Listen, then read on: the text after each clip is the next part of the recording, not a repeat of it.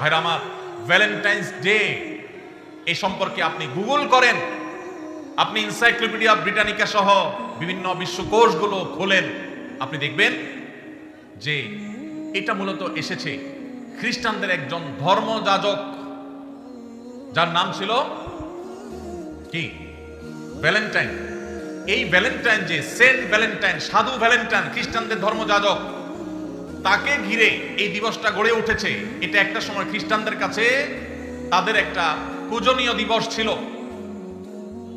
বহুকাল পর পৃথিবীর বহু দেশে এই দিবস উদযাপন নিষিদ্ধ হয়েছে।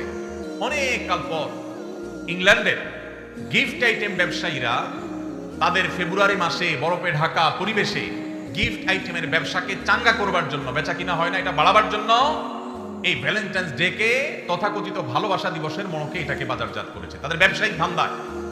আর আমাদের যুবকেরা সেটাকে তাদের ডিজাইন করা তথাকথিত ভালোবাসা, এটার জন্য আমাদের যুবকরা আত্মাহুতি দিচ্ছে, তাদের জীবনকে, তাদের যৌবনকে শেষ করছে।